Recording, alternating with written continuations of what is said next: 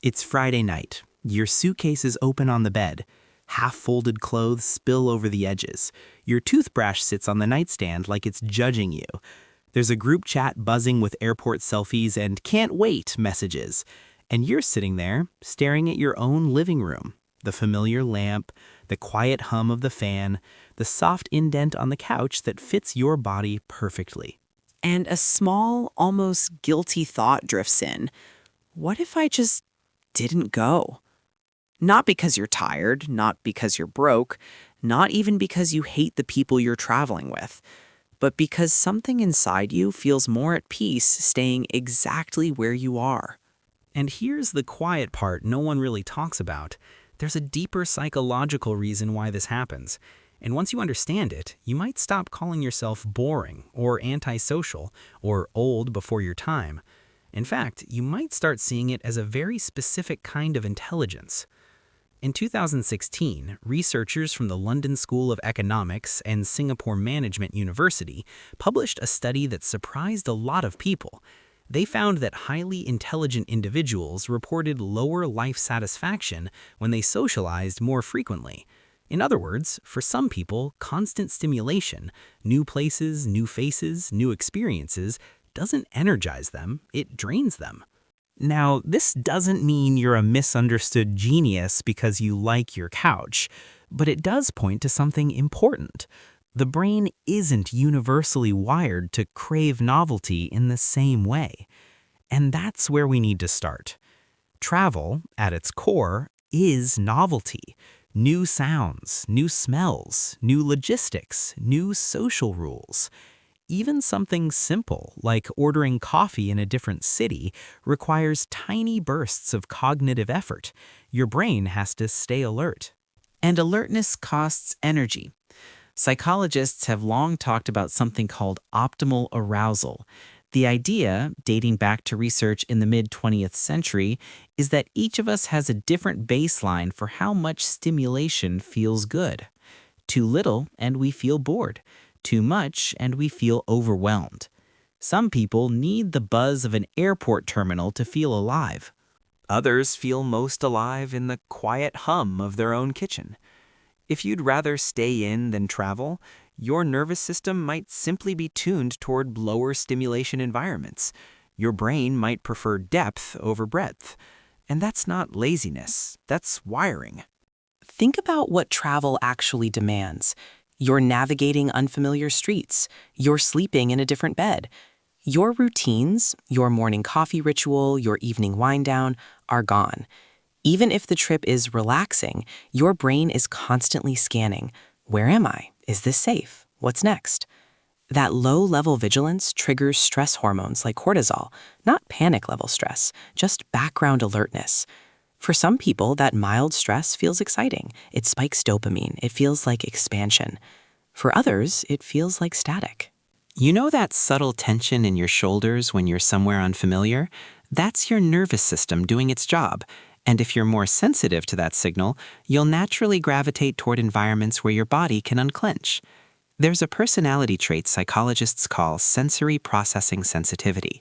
It's been studied extensively since the 1990s, especially by researcher Elaine Aron.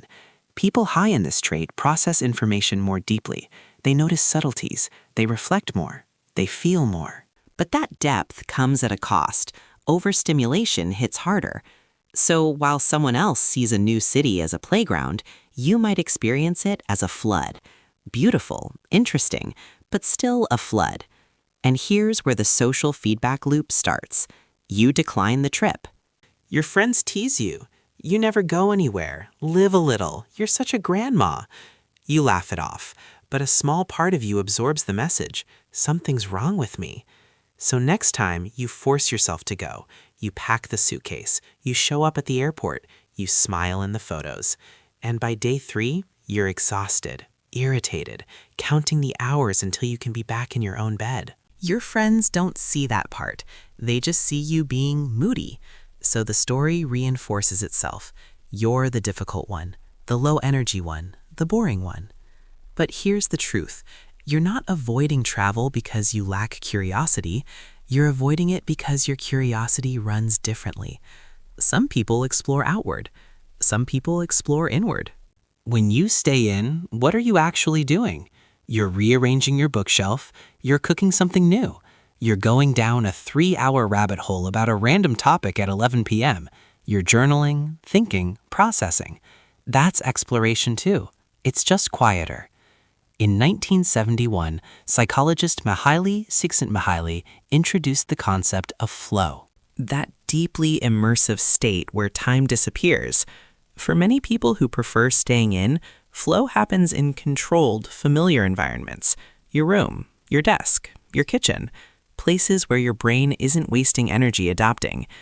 Travel can disrupt flow. It fragments your attention. You're always slightly adjusting. And if you're someone who treasures mental depth, who likes sinking into one book, one idea, one conversation, constant novelty can feel like being interrupted over and over again. There's also something else, something more existential. Travel is often sold as proof of a life well lived. Social media has turned airports into stages, boarding passes into badges of honor. The unspoken message is movement equals meaning. So if you don't crave movement, you might quietly question your own ambition. Am I missing out? Am I small-minded? Am I stuck? But meaning isn't geographic. You can have a shallow life in 20 countries, and you can have a rich inner world in a single room.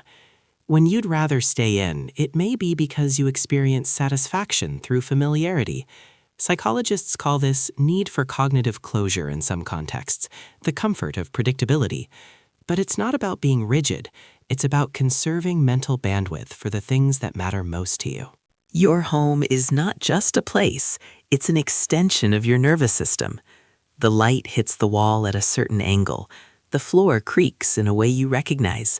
Your body doesn't have to scan. It can rest. And rest is not the absence of life. It's the foundation of it. Now, let's be honest. There are costs. If you always choose staying in, you might miss spontaneous bonds formed in unfamiliar places. You might reinforce a comfort bubble that slowly shrinks. The less you expose yourself to novelty, the more intimidating it can feel. Behavior leads to reaction. Reaction shapes identity. You stay in, friends stop inviting you. You feel excluded, so you retreat even more. That's the feedback loop. The goal isn't to shame yourself into boarding every flight. It's to understand the pattern clearly enough that you choose consciously, not reactively. Because here's the hidden advantage in your wiring. People who prefer staying in often build deeper relationships. Instead of collecting moments, they cultivate meaning. Instead of chasing adrenaline, they nurture stability. You're the friend who remembers details, the partner who creates a sanctuary, the colleague who can focus for hours without craving distraction. In a world obsessed with constant motion, your stillness is rare, and rare things are valuable. But stillness should be a choice, not a cage. If you never travel because you genuinely feel fulfilled at home, that's self-knowledge. If you never travel because you're afraid your nervous system can't handle it, that's avoidance. There's a difference. Understanding that difference is power. Maybe for you, the ideal life isn't hopping between time zones. Maybe it's building a home so rich in texture, routine, and intimacy that leaving it feels unnecessary most of the time. Or maybe you travel selectively, one intentional trip a year, slow travel, fewer cities, more depth. You adapt travel to your nervous system instead of forcing your nervous system to adapt to travel culture. Because the real psychological pattern here is this: you're not anti-adventure, you're pro-alignment. You don't avoid travel because you lack courage. You avoid misaligned stimulation because your brain values depth, safety, and sustained focus. And when you see it that way, the guilt softens. Picture that open suitcase again. It's not a symbol of what you should be doing, it's just an option. You can zip it up and go, knowing you'll need recovery time later, or you can unpack it slowly, put the clothes back in your drawer, and feel the quiet relief of choosing yourself. Neither choice makes you smaller. The only thing that shrinks you is believing that your preferences are defects. You're not boring because you'd rather stay in. You're someone whose nervous system is calibrated for depth over novelty, sanctuary over spectacle. And once you understand that, you stop fighting yourself. You start designing your life around how you actually work. If this resonated with you, if you've ever felt that mix of relief and guilt when plans get canceled, then you'll probably want to understand another part of your wiring too, why you might prefer a small, tight circle of friends instead of a wide social network. There's a psychological pattern there as well, and when you see how it connects to this desire to stay in, the whole picture of who you are becomes clearer. So I'd really encourage you to watch that next, not to change yourself, but to understand yourself a little more deeply.